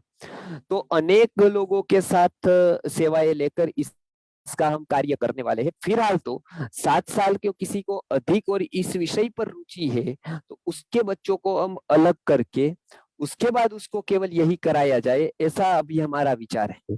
हाँ। तो जी अच्छा, लेकिन इसमें ऐसा तो नहीं है कि लड़कियों को अलग, नहीं लड़कों नहीं नहीं नहीं नहीं, नहीं, नहीं ऐसा नहीं है। लड़कियों को कुछ शिक्षाएं चाहिए जो हम देते हैं अलग से, वो और तो नहीं ऐसा कुछ नहीं, वो लड़की भी सीख सकती है, लड़के भी सीख सकते हैं। इसमें ये नहीं है कि भाई नहीं लड़कियों को ये विषय नहीं सीखने हैं और लड़कों को ही ये विषय सीखने हैं, ऐसा कुछ नहीं है। वो अपने अपने रुझान है, अपनी अपनी इच्छाएं है, अपनी अपनी उसको मतलब ये जिज्ञासा है उसको ये सीखने की, तो आराम से सीख सकती है। ऐसा कुछ नहीं है कि लड़कियों को ये सब नहीं सिखाना है, ऐसा समझ गए ना जी। शिवन्या जी, जी हेलो शिवन्या हाँ जी। प्रांत बोल रहा हूँ। हाँ हाँ आचार्य, मैं ये जी मेरा प्रश्न ये है आचार्य जी, जैसे हाँ अभी मतलब गुरुकुल व्यवस्था अभी इतनी व्यापक भारत के अंदर अभी नहीं हुई है। हाँ सब बच्चों का इसके अंदर जैसे माँ बाप की इच्छा होगी गुरुकुल के अंदर हम भेजें बच्चों को, लेकिन सब बच्चे अभी उसके अंदर उनका प्रवेश नहीं हो सकता है। जी तो हम घर पे मतलब क्या उन चीजों का ध्यान रखें कि हमारा बच्चा उस तरीके से ही आगे बढ़े। ये आपने बहुत अच्छा प्रश्न किया और बहुत लोगों का ये प्रश्न होता है। ज्यादा से ज्यादा परिवार व्यवस्था को और उसको कैसे शिक्षण देना है जीवन का, और उसको देने के लिए अपने जीवन में क्या परिवर्तन लाना है। देखिए इसमें दोनों बात है। केवल आप कोई कोर्स करते हो तब उसको केवल सीख कर, म्यूट कर दीजिए भैया थोड़ा, आपको केवल सीख कर उसको डिलीवर करना होता है। ये ज्ञान ऐसा है कि पहले जब तक आप अप्लाई नहीं करोगे तब तक आप सप्लाई नहीं कर सकते हो। तो पहले अप्लाई करना है, बाद में ही सप्लाई होता है। इसके लिए पहले अपने आप में क्या बदल लाना है। माता पिता को हम पेरेंटिंग कराते हैं तो उसमें यही बताते हैं कि पहले अपने आप में क्या परिवर्तन लाना है और उसके बाद बच्चों को कैसे सिखाना है। तो उसके ऊपर थोड़ा मनन चिंतन करेंगे। हमारी शिविरें जल्दी अब चालू हो जाएगी, तो दोनों तरफ हमको प्रयत्न करना है। एक तरफ तो जो गुरुकुल है उसमें गुरुजन जो यहाँ पढ़ा रहे हैं हमारे साथी, वो तो अपना काम चालू रखते हैं, मैं भी उसमें कुछ कुछ बिंदु को पढ़ाता हूँ। दूसरी तरफ जो सबसे बड़ा चैलेंज है वो केवल ये 20 जो हमने तैयार कर दिए गुरुकुल के, उससे काम तो होगा नहीं, मुझे पता है। बहुत प्रतिभाशाली बालक गुरुकुल से बाहर है, जो होने चाहिए अंदर, लेकिन वो है बाहर कोई कारण से। तो इसके लिए हमारा प्रयत्न ये है कि गुरुकुल केवल एक स्थावर न रहे, जंगम हो जाए, अर्थात और जगह। इसके लिए माता पिता को शिक्षण देंगे, माता पिता को आह्वान करेंगे कि आप ज्यादा से ज्यादा संख्या में जुड़े। अनेक जगह पर शिविर का आयोजन, अनेक जगह पर लघु गुरुकुल की स्थापना, कि वहां पर क्योंकि ज्ञान जितना सुलभ होगा उतना ही अप्लाई करने में आसानी। ज्ञान आज दुर्लभ हो गया। देखिए आप कोई व्यक्ति, आप जितना पढ़ा लिखा आदमी उतना वो दुर्लभ होता जाता है। जैसे आपको प्रोफेसर को मिलना है तो मिल सकते हैं, लेकिन एचओडी को मिलना है तो नहीं मिल सकते हैं। एचओडी को मिलना है तो कदाचित मिल सकते हो, चांसलर को तो कोई विद्यार्थी मिल ही नहीं पाता है। चांसलर इतना आगे हो गया कि उसको मिलना कठिन बालकों के लिए हो गया। तो जितना आदमी पढ़ता जाता है, ऊपर जाता है, उतना वो दुर्लभ होता जाता है। तो इसके लिए ज्ञान सुलभ हो, इसके लिए हम प्रयत्न करेंगे कि अनेक जगह पर शिविर, जो हमारा संस्कृति आर्य गुरुकुलम का कोई मुख्य रहा, तो ये एक है कि ज्ञानी और ज्ञान को गुरुकुल ने सुलभ बना दिया। आयुर्वेद आज केवल कॉलेज में था, गुरुजी ने उसको बाहर ला दिया। तो आज अगध तंत्र, गर्भ विज्ञान, कुमार नृत्यम, ऐसे अनेक विषयों पर सामान्य व्यक्ति को ज्ञान मिला। गांव का आदमी आयुर्वेद के सिद्धांतों की बात करने लगा, तो इसके लिए जैसे आयुर्वेद का ज्ञान सुलभ हो गया, सुवर्ण प्राशन सुलभ हो गया संस्कृति आर्य गुरुकुलम से, कि पहले वो केवल एक सरकारी आयुर्वेद की हॉस्पिटल में ही दिया जाता था। आज आदिवासी के वनवासी के गांवों में वो कार्यकर्ता दे रहा है, पहले केवल डॉक्टर देता था, आज वो सामान्य व्यक्ति मजदूरी करता हुआ भी सुवर्ण प्राशन देता है। वो आपने अनुभव किया है, मैंने भी अनुभव किया है वो। तो इस तरह से गांव ज्ञान का भी ऐसा ही करना पड़ेगा कि हर एक माता पिता को तैयार हो और अपने बालकों को वहां पर शिक्षा दे, तो काम आसान हो जाएगा। इसके लिए हम पूरी तैयारी कर रहे हैं अभी, और जल्द से जल्द गाँव में एक एक कार्यकर्ता को तैयार करके, एक एक महीना चाहे आपको देना पड़े, जैसी एक आजादी की लड़ाई थी ऐसी ही ये दूसरी है, कि इस तरह से हमको थोड़ा समय देकर, मैं पूरा तैयार हूं, और समय देकर पूरा उसके लिए जी जान से लगकर, गुरुकुल उसका कोई भी प्रकार का चार्ज नहीं लेता है, कोई भी प्रकार की शिविर का, तो उसके लिए पूरा का पूरा साहित्य के जो खर्च होता है वो भी गुरुकुल करता है, छपवाने का खर्च भी गुरुकुल उठाता है, क्योंकि सबसे पहला दायित्व हम अपना स्वीकार करते हैं कि ये सब हमको करना है, सबसे पहले गुरु जी का काम। तो ये पूरा करके हम यदि लघु गुरुकुल का कंसेप्ट उठाएंगे, जो शनिवार और रविवार 2 दिन का बालकों के लिए होता है, और उसके लिए यदि तैयार हो जाए एक एक लीडर, तो वो 100 200 माता पिता को सिखा सकता है, और ये पूरा का पूरा आसान है सीखने का, बस हमको महत्व उसका समझ में आना चाहिए। तो विक्रांत जी ये करें कि अपने बच्चों को पढ़ाने के लिए आप एक जो हमारा वैदिक पेरेंटिंग का पूरा कोर्स है, उसकी पुस्तक गुजराती में तो छप गई है, जल्दी हिंदी में आ जाएगी, तो वो पूरा का पूरा पढ़े, कहानियां सीखे, गाना सीखे, और अपने बच्चों को मिनिमम दिन में 1 घंटा दे। माता या पिता दो में से एक घंटा केवल उसको देंगे ये शिक्षा के लिए, तो मुझे लगता है कि परिवर्तन अवश्यंभावी है, परिवर्तन आने ही वाला है बस। तो इसके लिए इतना आप ध्यान रखें जी। आगे। नमस्ते गुरुजी। जी।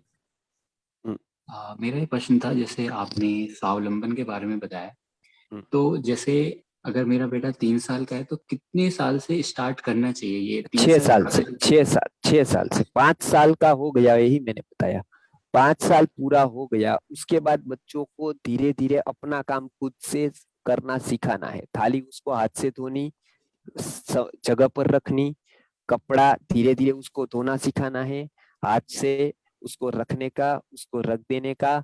ये सभी बालकों को 5 क्या हो गया कि 6 साल से चालू कर देना है, ये सब सिखाने के लिए, ये सब सिखाना। 5 साल तक माता करेगी, आप कर दीजिए कोई भी, लेकिन 6 साल पर वो मतलब खुद का काम उसको आ जाना चाहिए जी। और कोई? प्रणाम गुरुजी। मेरे एक परिचित है बैंगलोर में जो अपने बच्चों को गुरुकुल में भेजना चाहते हैं, पर उनके बच्चे दक्षिण भारतीय भाषा बोलते हैं, कन्नड़ तमिल बोलते हैं, हिंदी नहीं बोल पाते हैं ठीक से, तो उनके लिए कौन सा गुरुकुल ठीक रहेगा? मैं आपको वहाँ का ही गुरुकुल अभी तो बताऊंगा, धीरे धीरे व्यवस्था होगी तो हम वहां पर भी दक्षिण में भी काम करना चाहते हैं, ताकि वहां के लोगों को भी लाभ मिले। तो ये पूरा का पूरा वहाँ सब जगह पर हम ये कार्य करना चाहते हैं। फिलहाल मैं उसको कोई 2-3 गुरुकुल, 1-2 गुरुकुल की बात बताऊंगा, तो वहां पर वो स्वयं देख कर आए, स्वयं समझे, हमारी शिविरों में ज्वाइन हो, तो जितना मतलब ज्यादा गुरुकुल को समझेंगे उतना वो अपने निर्णय में स्पष्ट बनेंगे, वो क्लियर हो जाएंगे। तो इसके लिए मैं आपको पर्सनली 1-2 गुरुकुल का बताऊंगा, उनके नंबर भी दे दूंगा, आप वहां पर उनको भेजिए, वो देख ले, फिर अनुकूलता रहे तो वहां एडमिशन कराइए, ठीक है? वनिता जी। प्रणाम गुरुजी। मेरे 2 बच्चे 3 साल और 5 साल, तो मैं उनमें जीव दया का गुण कैसे विकसित कर सकती हूँ? जैसे वो दूसरों जीवों पर भी दया करे, तो उनको कुछ सेंसिटिव बने ऐसे। मैंने पहले ही बताया कि जैसे जैसे हम कहते हैं कि संवेदनशील बनाना, उसको कहते हैं कि संवेदनशील बनाने के लिए उसको पहले प्रकृति के पास ले जाना बहुत आवश्यक होता है। उसको मतलब उसके साथ उसका नजदीकीपन आना बहुत आवश्यक होता है। इसके लिए आप कहीं घूमने ले जाए, वास्तविकता से जो सात्विक है, जैसे गाय है तो वहां से शुरुआत करें तो वो एक रिस्पॉन्स देती है। मतलब गाय है वो आप अनुभव करेंगे कि जितना प्रेम हम देंगे उसका रिस्पॉन्स आएगा, और पशु में ऐसा कम देखने को मिलता है, 4-5 को छोड़कर उसमें गाय प्रमुख है। इसके लिए इस तरह से उसको साथ उसको जाने का, उसको ये वातावरण में बिठाने का प्रयत्न करें, उसका महत्व समझाए कि ये इसकी महत्ता है। उसमें भी जीव है, आत्म तत्व है, हमको जैसे दुख होता है उसको भी दुख होता है। उस तरह के करके उसकी एक विधि है, उस तरह से आप उसको समझाते जाए तो उसमें संवेदना आती जाएगी। और आधुनिक काल पे जो सबसे बड़ा नुकसान हुआ है वो व्यक्ति का यहाँ से बिल्कुल सूख गया है। तो हार्ट की प्रॉब्लम है वो आज लोगों को बहुत बड़ी तकलीफ नहीं है, लेकिन वो जो संवेदनाशीलता, हृदय संवेदना विहीन हृदय हो गया है, वो आज की बड़ी समस्या है।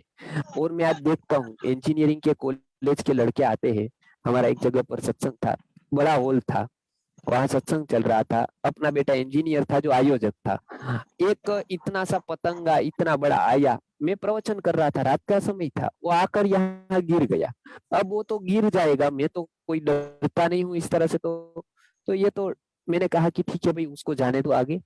तो वो आयोजक ही वहां पर, ये लड़का बैठा था वहां से आया, उसने अपनी मतलब वहां पर बैठा था तो वहां से चप्पल ली और उसको मारा।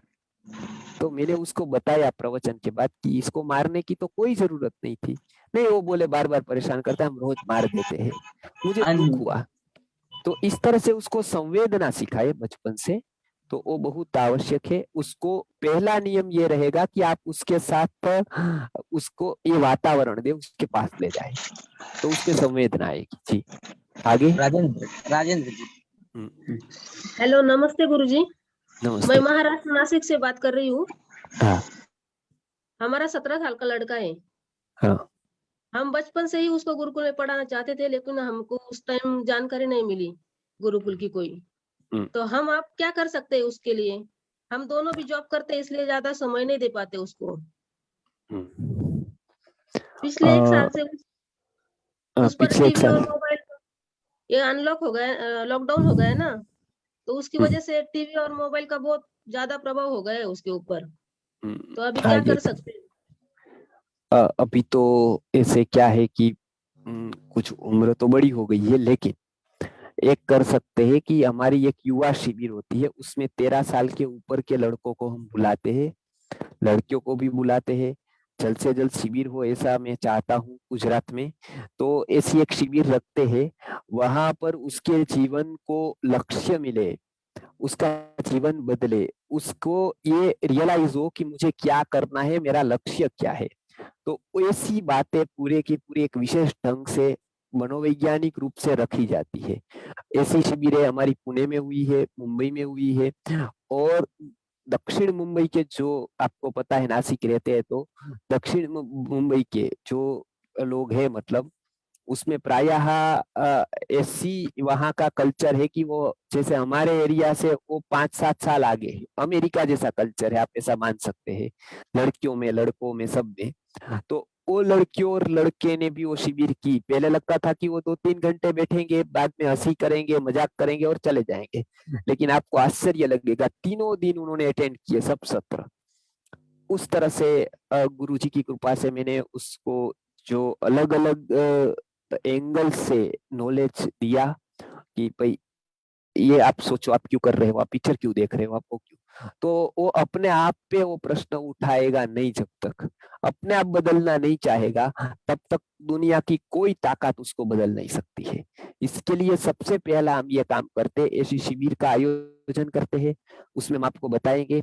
उसको एक अवसर ये शिविर का दीजिए, 3-4 दिन की, 5 दिन की जो शिविर होती है, तो उसमें बहुत सारे ऐसे विषय होते हैं जो उसके जीवन में बहुत उपयोगी होते हैं। एक बात आप करिए। दूसरा, आप दोनों जॉब कर रहे हो तो भी आपका जॉब ऐसे एक कर्तव्य है, उसी तरह से आप दूसरा कर्तव्य को भूलकर एक कर्तव्य न करें। वो उसको समय देना कम से कम इस समय तो बहुत जरूरी है। तो इसके लिए वो कोई भी हालत पर आपको समय बच्चों के इसके भोग पर कोई भी प्रकार की जॉब नहीं करनी चाहिए मेरे हिसाब से। और ये पति करे ठीक है, आपको थोड़ा उसको समय देना चाहिए या दोनों को मिलकर देना चाहिए, क्योंकि अब सबसे ज्यादा व्यक्ति का जो मन है ना वो कंपनी चाहता है, अपनों की कंपनी चाहता है। और वो यदि नहीं मिली ना तो उसका मन का हिस्सा इतना खाली होता है, वो जगत भर की पूरी वस्तु दी जाए उसको, उससे वो भरता नहीं है कभी। तो आप यदि सब्स्टिट्यूट मानते हैं कि भाई हम टीवी दे देंगे या वीडियो गेम या मोबाइल दे देंगे तो वो वो हमारा स्थान ले लेगा और वो उससे टाइम पास कर लेगा, तो ऐसा नहीं है। अपना समय बहुमूल्य है, ऐसा आपका बेटा भी बहुमूल्य या बेटी जो भी होगा वो भी बहुमूल्य है। तो इसको आप तो अवश्य समय दे, बाद में ही हमसे अपेक्षा रखें। तो इतना ही आप शिविर में भेजे तो बहुत सारी बातें आपके लिए भी है, पेरेंट्स के लिए, और वो बच्चों के लिए भी है। जी आगे। हेलो गुरुजी। जी मैं पश्चिम बंगाल कोलकाता से अजीत कुमार यादव बोल रहा था। जी। अब मुझे थोड़ा जानना था गुरुजी, तो मैंने पहला मुझे 2-3 प्रश्न है। पहला है जे हाँ, एक प्रश्न भी पूछे। हाँ, मेरा एक लड़की है, 6 साल का उम्र है, और मेरा एक लड़का है, उसका मैंने अभी 4 साल पूरा नहीं हुआ है। तो कितना उम्र गुरुकुल में दे सकता हूँ? लोग 8 साल। 8 साल में? अच्छा, गुरुकुल कहाँ पर है गुरुजी, थोड़ा बताइए। राजकोट में, गुजरात में। बिहार में नहीं होगा क्या कहीं? बिहार या पश्चिम तब तक हो जाएगा, तब तक हो जाएगा। तब हो जाएगा। हाँ तब तक। अच्छा, और एक प्रश्न था गुरुजी। हाँ। थोड़ा माफी चाहूंगा, मैंने राजीव दीक्षित जी को तो आपको मालूम है, जानते होंगे। हाँ। तो गुरुकुल में क्या उनका जो टाइम बताया हुआ है वही टाइम में खाना पीना होता है ना? मतलब सूरज डूब जाने के बाद खाना बंद होता है? सूरज डूब जाने के बाद आयुर्वेद में जैसा बताया है ना, आयुर्वेद में बताया, राजीव दीक्षित जी ने बहुत बाद में बताया है, इससे पहले बहुत लोगों ने बताया है। तो आप राजीव दीक्षित जी को ही जानते हैं क्योंकि और कोई पता नहीं है आपको। तो इसके लिए उसके पहले बहुत लोगों ने बताया है। भाव मिश्र जी ने बताया है, उसके पहले सुश्रुत ने बताया, उससे पहले चरक ने बताया, उससे पहले अग्निवेश ने बताया, उसके पहले हारित ने बताया, उसके पहले मतलब जो ऋषि मुनि थे उन्होंने, भारद्वाज ने बताया, उसके पहले इंद्र ने। तो बहुत लोगों ने पहले बता दिया। राजीव दीक्षित तो अभी इस सदी में 40-50 साल के हुए, तो उस हिसाब से होता है, क्योंकि राजीव दीक्षित जी के पहले का ये गुरुकुल है भैया, उनका जन्म के पहले का ये गुरुकुल है। तो इसके लिए इसमें राजीव दीक्षित जी का जन्म नहीं था तब का ये गुरुकुल चलता है। तो इसके लिए आयुर्वेद के हिसाब से यहाँ खाना पीना होता है। जी जी। और कोई? प्रणाम गुरुजी। जी। मैं मनोरमा बोधगया से बोल रही हूँ। जी। बिहार से। जी। गुरुजी, कहना है कि आपके यहाँ वेदन तो जिन बच्चों का पढ़ा है तो वो तो आप बात कर लेंगे, और उनको सिखाने की जो बातें बोली आप तो बहुत अच्छा बताए कि उनको स्वावलंबन का और कुछ, लेकिन कुछ विषय के बारे में हमें पूछना था कि उन बच्चों के बीच में मैं जाती हूँ, वहां उनसे बात करती हूँ, मतलब दिन में एक बार जरूर मुलाकात होती है हमारी। मतलब तो किसके उन साथ? बच्चों को, जिन बच्चों का फॉर्म भरे आपके पास। जी जी, समझिए। ओके। उन बच्चों को और कौन सी शिक्षा दी जाए?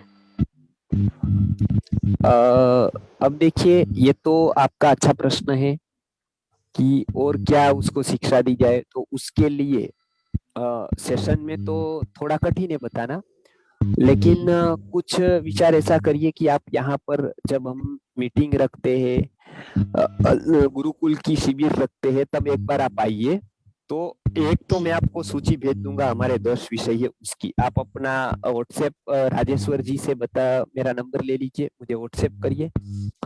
तो वो व्हाट्सएप के द्वारा हम आपको इसके विषय, आपको क्या पढ़ाने हैं 10 विषय, वो मैं भेज दूंगा। आपको हिंदी तो आती होगी थोड़ी बहुत, जी। तो इसके लिए मैं आपको ये भेज दूंगा ताकि आपको ये पता चले। उसके लिए हमने कोर्स तैयार किया है, वो लघु गुरुकुलम का कोर्स है पूरा।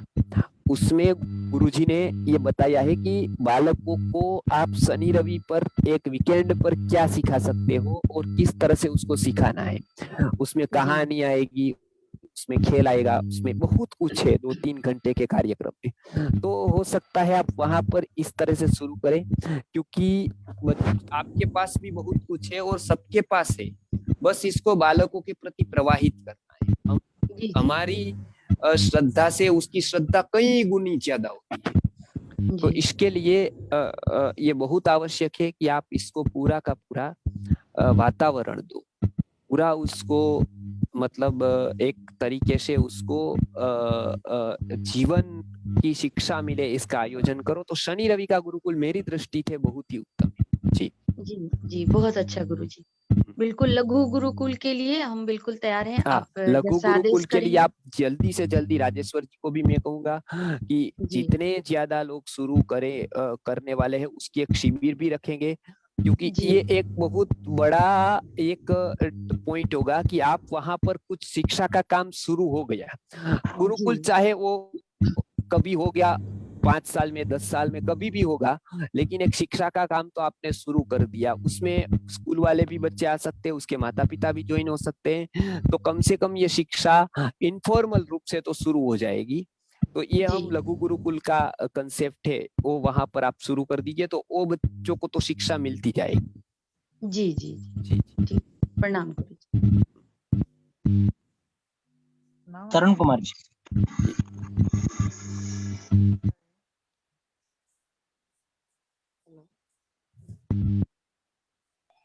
तरुण कुमार जी। जी प्रणाम आचार्य जी। जी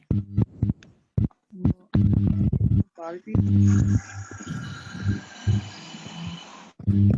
जी आवाज म्यूट कर दीजिएगा तो अच्छा रहेगा। हेलो, राहुल रंजन जी।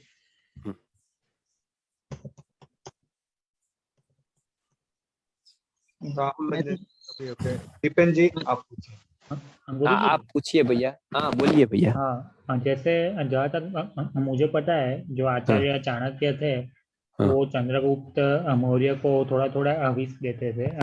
तो क्या होता था कि वो जब दुश्मन जब उनको वो विष दे तो उसका असर नहीं होता था जी, और वो अविष्करणीय भी बनाते थे, मतलब। ठीक ठीक, आगे प्रश्न पूछिए भैया। तो मेरा प्रश्न ये है कि अभी हमारे पास ऐसी कोई सिस्टम है कि मतलब जो ऐसा ये सब पेस्टिसाइड्स और ये सब हम लोग खाते हैं, तो पहले से ही हमारा बॉडी ऐसा हो जाए कि ये पेस्टिसाइड्स और जो भी मतलब कोई भी पॉइजनस अगर चीज बॉडी में जाए तो बॉडी को कुछ भी नुकसान ना हो। ऐसा आयुर्वेद में बहुत कुछ औषधियां है ऐसी, लेकिन इसका मतलब ये नहीं है कि हम पेस्टिसाइड चालू रखें। आप समझ गए ना? पेस्टिसाइड्स बंद ही करना है और मुक्ति करना है उससे भारत को, क्योंकि वो तो एक जहर है और बहुत स्ट्रॉन्ग जहर है। तो इसके लिए लेकिन अभी कुछ अनिवार्यता है, मानो ले लिया है या तो कुछ लेना पड़ता है, कुछ हवा में जाता है, उसका हम कुछ नहीं कर सकते हैं। तो इसके लिए कुछ आयुर्वेद में रसायन प्रयोग बताए हैं। तो इसके लिए आयुर्वेद में कुछ औषधियां है जो डिटॉक्सिफिकेशन करती है, उसको रसायन की असर दिखाती है, तो ये उसको निकालने का काम करती है। ऐसी है औषधियां, वो हम औषधि के विभाग में कभी देंगे। ठीक है जी। ओके आचार्य जी, 10:30 हो गए, तो हम लोग कल मिल रहे। कल संस्कृत है, तो आप लघु गुरुकुल तो शहर स्टार्ट करने का हमारा सपना है, लेकिन अगर ये सेशंस में ही 150 लोग ज्वाइन होने से कब भारत में जो है बदलाव आएगा। तो आप जो है आपका कॉलोनी में, आपका शहर में मैक्सिमम लोगों को जोड़ने से उनको अवेयरनेस आएगा, इसका महत्व समझ में आ जाएगा। जिसका महत्व समाज को समझ में आ जाएगा उसका सप्लाई ऑटोमेटिकली आ जाएगी, गांव में गुरुकुल आ जाएगी, शहर में गुरुकुल आ जाएगी। तो प्लीज आप जो है आप अकेले मत जुड़िए, मैक्सिमम लोगों को फॉरवर्ड कीजिए, मैक्सिमम लोगों को जोड़िए। तो बहुत बहुत धन्यवाद। तो हम लोग कल मिल रहे हैं, कल रात को ना मिल रहे हैं। Thank you Singapore Shiv Prasad ji, thank you. धन्यवाद।